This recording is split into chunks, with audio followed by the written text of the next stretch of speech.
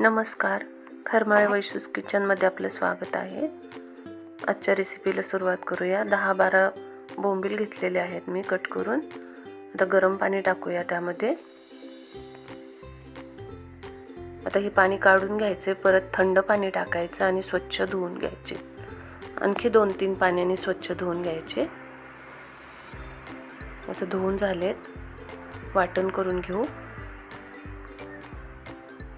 10-12 हिरव्या मिरच्या घेतल्या, 10-12 लसणाच्या पाकळ्या घेतल्यात, थोडीशी कोथिंबीर, थोडंसं मीठ टाकून वाटून घ्यायचे। वाटून झाले आता चॉपरमध्ये 7-8 कांदे बारीक करून घ्यायचे।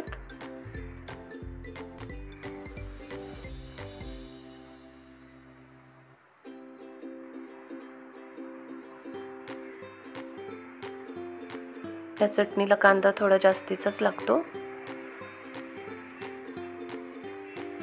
कांदा बारीक झालाय। आता कढईमध्ये 2 पळी तेल टाकायचं।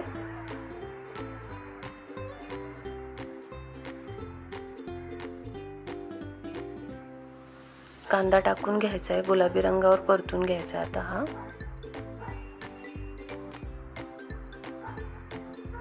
कांदा छान परतवून झालाय।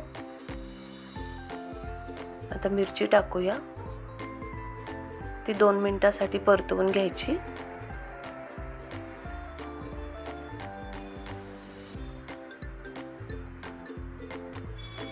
अर्धा टोमॅटो टाकला।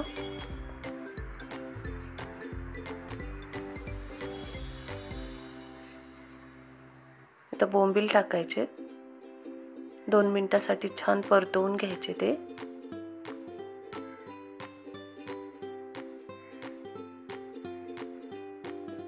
दोन मिनिट झालेले आहेत।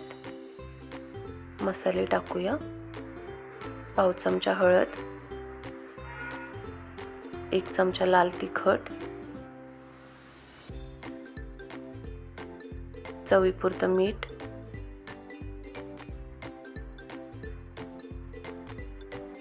मिक्स करून घेऊ।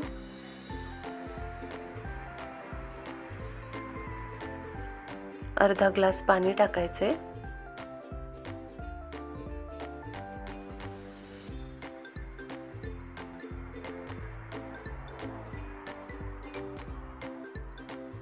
दोन 3 कोकम टाकायचे,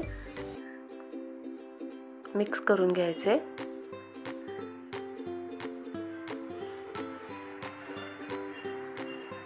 आता पाणी आटलेलं आहे, बोंबील पण शिजलेत। तयार झाली आपली बोंबीलची चटणी।